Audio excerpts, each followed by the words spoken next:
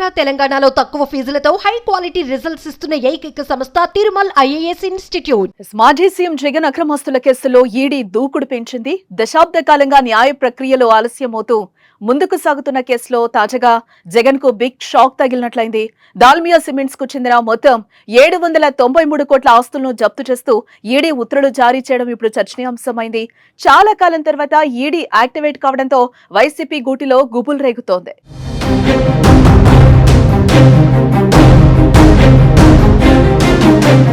అక్రమాస్తుల case Jagan చాలా ఏళ్లుగా వెంటాడుతోంది. ఆయన అక్రమాస్తులు కూడగట్టుకున్నారనే ఆరోపణలతో సిబిఐ కేసులు నమోదు చేయడంతో 16 నెలల పాటు జగన్, విజయసాయిరెడ్డి జైలు జీవితం కూడా గడిపారు. జగన్ పై సిబిఐ మొత్తం 11 ఛార్జిషీట్లు దాఖలు చేసింది. ఈడీ 9 ప్రాసిక్యూషన్స్ ఫిర్యాదులు చేసింది. అయితే ఈ కేసు ముందుకు సాగకపోవడంతో సుప్రీంకోర్టు దర్యాప్తు సంస్థలపై సీరియస్ అయింది. ఈ నేపథ్యంలో అధికారులు యాక్టివ్ అయ్యారు.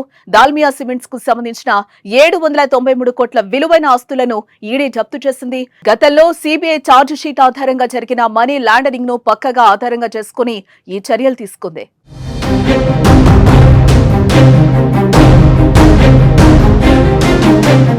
2004లో వైఎస్ ప్రభుత్వ హయాంలో సున్నపురాయి నిక్షేపాలను ఈశ్వరీ సిమెంట్స్ కు కేటాయించారని సజ్జల దివాకర్ రెడ్డి కోరగా కేటాయింపు జరిగింది.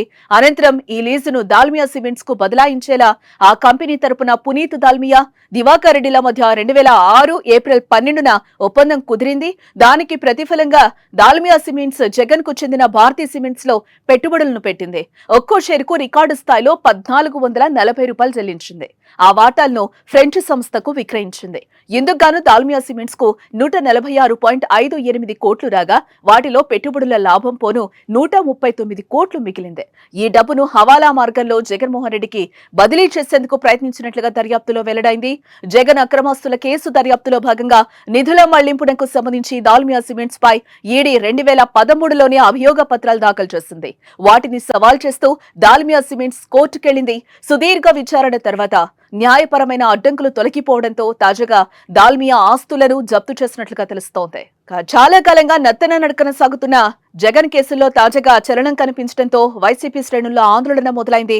ఒక్కొక్క కేసును బయటకు తీసి జగన్ కి ఉచ్చుబిగుస్తున్నారా అనే అలజడి కూడా మొదలైంది.